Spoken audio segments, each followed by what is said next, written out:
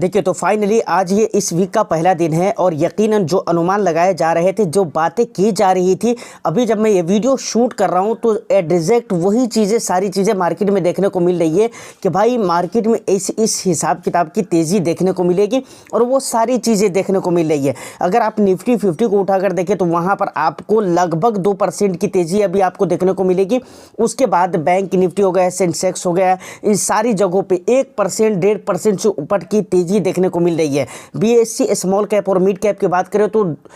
2% की तेजी है और उसके बाद 200 स्मॉल कैप 250 को अगर देखेंगे तो वहां पर 1.97% की तेजी देखने को मिल रही है। तो ओवरऑल मार्केट में तेजी बन रही है। अब यहां पर मेन सवाल और मेन मुद्दा हमारा यह आता है कि क्या अब जो बातें हो रही हैं और टीवी चैनल पर जो आप देख रहे होंगे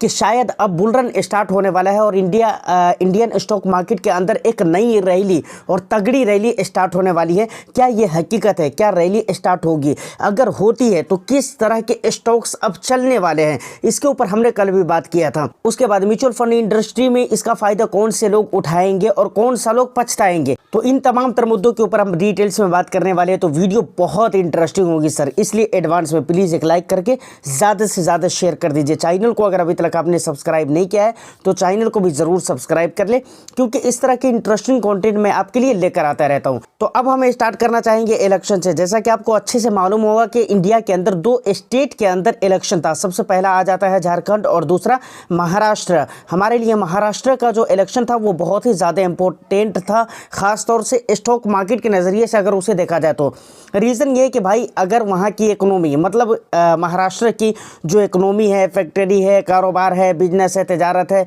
उसके बाद खरीदो बेच है, इसके बाद इकोनॉमी को जो सपोर्ट करता है, ये सारी चीज़ें, सारे ऐसे रीज़न है, रोज़ी रोज़गार है, जिसकी वजह से मुझे लगता है कि महाराष्ट्र का जो इलेक्शन था वो बहुत ज़्यादा इंपॉर्टेंट था स्टॉक मार्केट के नज़रिए से देखा जाए तो अब यहाँ पर उम्मीदें लगाई जा रही थी कि भाई पहले बहुत ज़्यादा खिचड़ी बनी हुई थी महाराष्ट्र के अंदर कि भाई इसके साथ उसके साथ, लेकिन अभी भी गठबंधन की ही सरकार है तो ठीक है, अभी भी उतनी मजबूती नहीं है, लेकिन फिर भी इसका बहुत ही बड़ा पॉजिटिव साइन देखने को मिला है। और बहुत सारे लोग कहते हैं कि जब हरियाणा का इलेक्शन हुआ था वहां पर ही पॉजिटिव साइन देखने को मिल गई थी जब बीजेपी जीत कर आए थे। तो कहने का मतलब ये है कि लोग ये मान रहे हैं कि भाई ठीक है, हरियाणा एक छोटा सा स्टेट था जिसकी वजह से वहां की जीत पर लोगों ने इतना कुछ नोटिस नहीं कर पाया था, लेकिन महाराष्ट्र स्टेट के अंदर जीत होने के बाद ये साबित हो गया कि भाई इंडियन स्टॉक मार्केट के अंदर अब रैली आ सकती है, क्योंकि बाजार भी यही चाहता था, यानी स्टॉक मार्केट भी यही चाहता था। तो फाइनली हाल फिलहाल में अगर आप किसी भी इंडेक्स को जाकर चेक करेंगे तो हर जगह पे आपको हरियाली नजर आएगी। अब ये देखते कि ये हरियाली कब तक रहती है। देखिए अब अगर स्टॉक वाइज अगर या फिर ये कह लीजिए सेक्टर वाइज अगर बात की जाए तो किस तरह के स्टॉक्स, किस तरह के सेक्टर्स वाले स्टॉक्स अब चलने की उम्मीदें हैं, तो देखिए कहा जाता है, कुछ लोगों ने कहा था कि देखिए मोदी लहर आने वाली है, समझ रहे हैं ना। कहते हैं कि भाई जो भी मोदी मैजिक है वो बंद हो चुका था, अब वो फिर से स्टार्ट होने वाला है। तो देखना है क्या स्टार्ट होता है या नहीं होता है। अब यहाँ पर स्टॉक्स की अगर बात की जाए तो लोग ये कह रहे थे कि भाई मोदी वाले स्टॉक्स जो भी है, जैसे डिफेंस हो गया, रेलवे हो गया, पीएसयू हो गया, इस तरह के जो स्टॉक्स है ये स्टॉक्स अब चलने लगेंगे। तो पर्सनली अगर मैं आपको अपना ओपिनियन बताऊं तो मुझे लगता है कि अगर डिफेंस चलने लगे ना तो मज़ा ही कुछ होगा, क्योंकि डिफेंस ने तो वो पिटाई है ना, और डिफेंस के ऊपर तो वो पिटाई पड़ी है जिसका जवाब ही नहीं है। और डिफेंस के ऊपर जो पिटाई पड़ रही है और दूसरे सेक्टर को अगर देखें तो ठीक है, लास्ट के 2-3 महीने से पिटाई पड़ रही है, लेकिन अगर डिफेंस को देखें तो काफ़ी टाइम से पिटता चला आ रहा है। और डिफेंस की जो हालत होकर रखी हुई है वो बताने की ज़रूरत तो है नहीं आपको, इस चीज़ को तो आप अच्छे से समझ रहे हैं। इसके अलावा पीएसयू, डिफेंस, उसके बाद रेलवे, इससे पहले मैं एक वीडियो में और भी आपको कहा था कि फिनेंशियल, आईटी और वहाँ पर मेटल, ये 3 सेक्टर भी है जहाँ पर आपको अच्छी खासी मूवमेंट देखने को मिल सकती है। तो टोटल आप ये मिला लीजिए कि भाई पीएसयू हो गया, डिफेंस हो गया, रेलवे हो गया, आईटी हो गया, फिनेंशियल हो गया, उसके बाद मेटल हो गया। आपको मैं इतने सारे सेक्टर्स बता चुका हूँ और इन सेक्टर्स के जो भी स्टॉक्स होंगे अब वहाँ पर तेज़ी देखने को मिल सकती है, ऐसा माना जा रहा है। लेकिन एक बात यहाँ पर गौर करने वाली है, देखिए जब भी मार्केट को लेकर बात होती है, मार्केट करेक्ट हो रहा है, मार्केट गिर रहा है, मार्केट टूट रहा है, या फिर मार्केट ऊपर की तरफ जा रहा है, तो अक्सर आप टीवी न्यूज़ चैनल पर देखते होंगे कि वहाँ पर किन चीज़ों को देखकर 2 3 4 ऐसे इंडाइसेस है जिसको देखकर ये बातें की जाती है, समझ रहे हैं ना, कि मार्केट गिर रहा है या फिर मार्केट ऊपर की तरफ जा रहा है। निफ्टी 50 हो गया, सेंसेक्स हो गया, बैंक निफ्टी हो गया, फिन निफ्टी हो गया, इस तरह के कुछ ऐसे इंडाइसेस है जिनको लेकर बात की जाती है और ये अक्सर लार्ज कैप के इंडेक्स है। अब यहाँ पर मैं आपको कहना क्या चाह रहा हूँ, आप सोचेंगे सर बार बार आप यही बात बोलते हो, लेकिन सर आपको मैं याद दिला रहा हूँ और बोलना ज़रूरी है क्योंकि ज़्यादा खुशी में अक्सर लोग ये मिस्टेक कर देते हैं। मैं आपको कहना ये चाह रहा हूँ कि सिर्फ लार्ज कैप के स्टॉक्स की बात होती है और लार्ज कैप इंडाइसेस की बात होती है, स्मॉल कैप की भी बात होती है, मिड कैप की भी होती है, लेकिन उतनी ज़्यादा नहीं होती है जितना कि लार्ज कैप को लेकर होती है। और दूसरी बात, FIIs और DIIs के जो पैसे आते हैं वो भी ज़्यादातर लार्ज कैप के अंदर ही आते हैं। यहाँ पर मैं कहना ये चाह रहा हूँ कि लार्ज कैप के अंदर हमने पहले भी बात किया हुआ है कि भाई वैल्यूएशन ख़त्म है, FIIs की जो सेलिंग थी वो भी बहुत हद तक रुक चुकी है, उसके बाद और भी बहुत सारी बातें। तो कुल मिलाकर ये लार्ज कैप जो है अपने रीजनेबल प्राइस पर आ चुका है, तो अब ये उठेगा यहाँ से, तो इसमें कोई बहुत बड़ी बात नहीं है। लेकिन स्मॉल कैप और मिड कैप का क्या होगा, तो देखिए स्मॉल कैप और मिड कैप में अभी भी वैल्यूएशन है, इस बात को आप याद रखिए। और इसको अगर आप इग्नोर करेंगे तो 100% मैं आपको कहता हूं कि आप मिस्टेक करेंगे। क्यों मिस्टेक करेंगे, देखिए आपको लगेगा कि भाई मार्केट ऊपर ऊपर की तरफ जा रही है और थोड़ा सा भी मौका मिलेगा तो वहां पर आप लमसम इन्वेस्टमेंट करने की कोशिश करेंगे, या स्टॉक के अंदर आप ज़्यादा इन्वेस्टमेंट करने की कोशिश करेंगे, म्यूचुअल फंड में है तो लमसम करने की कोशिश करेंगे। तो आपको पता ही नहीं कि अभी भी आप जो खरीदी कर रहे हैं, अगर इकट्ठे एक बार एक लेवल पे अगर आप बहुत सारा पैसा लगा रहे हैं तो वहां पर अभी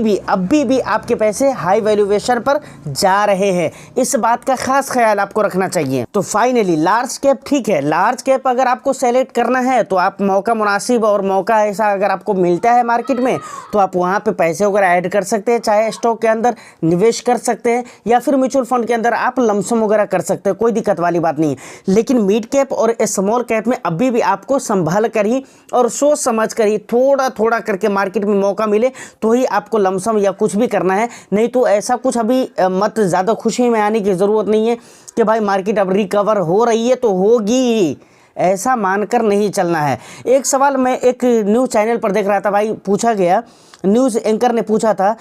जब किसी ने जवाब दे रहा था, मैं नाम नहीं लेना चाहूँगा उसका, तो फिनेंशियल एडवाइज़र वगैरह या ऐसा कुछ है, समझ रहे हैं वो, उनसे पूछा गया था, वही कह रहे थे कि भाई मोदी लहर वाले अब जो भी स्टॉक्स है तो वो चलेंगे। तो उन्होंने कहा कि क्या अब मोदी लहर की वजह से या मोदी मैजिक की वजह से क्या FIIs की सेलिंग रुक सकती है। तो देखिए यहाँ पर एक चीज़ मैं भी क्लियर करना चाहूँगा, देखिए मैं पहले भी बोल चुका हूँ कि FIIs की सेलिंग ऑलरेडी बहुत ज़्यादा हो चुकी है, बहुत ज़्यादा हो चुकी है, अब उतना कुछ है भी नहीं, लेकिन अभी भी है तो ये सेल थोड़ी करेंगे क्योंकि उनको पता चल चुका है कि भाई इंडिया के अंदर जो लार्ज कैप स्टॉक्स है वहाँ से वैल्यूएशन ख़त्म है और मार्केट अब ऊपर की तरफ जा सकती है, प्लस दूसरे साइन भी मिल रहे हैं इंडियन स्टॉक मार्केट के ऊपर जाने के। तो कुल मिलाकर बात यह है कि FIIs की सेलिंग भी अब रुकने के ज़्यादा चांसेस है, क्योंकि वो ही वाली बात फिर से मैं कहूँगा कि ऑलरेडी वो बेच चुके हैं और वो लोग ज़्यादातर लार्ज कैप में निवेश करते हैं और लार्ज कैप के जो स्टॉक्स है वो अपने रीजनेबल प्राइस पर आ चुके हैं। तो ये एक बहुत बड़ा मेन रीज़न है। चलिए ये सारी बातें हो गई, इसको एक तरफ रखते हैं, लेकिन यकीन माने चाहे जो भी हो मार्केट में स्मॉल कैप मिड कैप चाहे गिरे या चाहे जो भी हो, लेकिन यकीन माने अब जो मज़ा आने वाला है, असली मज़ा अब आने वाला है। अब वो लोग सोचे और वो लोग समझे जिन्होंने पहले मार्केट में ये कहा था कि भाई अब मार्केट ऊपर आएगी ही नहीं, निफ्टी 21,000 पर जाएगी तो 20,000 पर जाएगी तो इतने पर जाएगी उतने पर जाएगी, कोई दिक्कत नहीं, जितने पर चले जाए, मेरे तो मज़ा ही मज़े हैं भाई। म्यूचुअल फंड इन्वेस्टर्स के लिए तो मज़ा ही है और हर उन स्टॉक निवेशक के लिए भी जो लॉन्ग टर्म के लिए निवेश करते हैं, समझ रहे हैं ना, या फिर जो अपनी स्ट्रैटेजी बनाकर निवेश करते हैं, उन लोगों के लिए तो भाई मज़ा ही मज़ा है। अब वो लोग जो मार्केट से निकल चुके हैं, यकीन मानिए वो अपनी ज़िंदगी का बहुत बड़ा पैसा बनाने का बहुत बड़ा मौका गंवा चुके हैं। अब भाई यहाँ पर अगर लमसम के लिए अगर आप ढूंढ भी रहे हैं तो मार्केट ऑलरेडी 1-2% या 2.5% ऊपर की तरफ आ चुकी है, समझ रहे हैं। तो पहले जो आपने लमसम किया होता है या इन्वेस्टमेंट किया होता है और अब भी जो करेंगे उसमें ज़मीन आसमान का फ़र्क तो अभी ही हो गया। अभी 2-4 दिन रुकिए या 1 हफ्ता रुक जाइए, फिर उसके बाद देखते रहिए। और ऐसे लोग जो होते हैं जिनको मार्केट से डर लगता है, जो लोग निकल जाते हैं ना, उनको आज क्या लगता होगा पता है, आज जैसे मार्केट पॉजिटिव चल रही है तो उनको लगता होगा आज पॉजिटिव है कोई दिक्कत नहीं है, कल फिर गिर जाएगी, कल पॉजिटिव है तो परसों फिर गिर जाएगी, परसों सही में गिर जाएगी थोड़ी बहुत, उनको लगेगा अभी और गिरेगा, लेकिन मार्केट फिर ऊपर की तरफ जाएगी। ओवरऑल मार्केट जो जाएगी वो ऊपर की तरफ जाएगी और वो सोचता रह जाएगा। ऐसा मैंने अक्सर देखा है। इसीलिए बोलता हूं कभी भी सोच समझ कर इन्वेस्टमेंट करने में आप लेट जरूर करिए, लेकिन सोच समझ कर निवेश करिए। तो ये सारी बातें, उम्मीद करता हूं कि ये बातें आपको अच्छी लगी हो, वीडियो आपको इन्फॉर्मेटिव लगी हो तो एक लाइक कर दीजिए, शेयर कर दीजिए। चैनल को अगर अभी तक आपने सब्सक्राइब नहीं किया है तो चैनल को भी जरूर सब्सक्राइब कर ले। मैं फिर मिलता हूं किसी नेक्स्ट एंड इंटरेस्टिंग वीडियो में। जब तक के लिए all the best. Thank you for watching.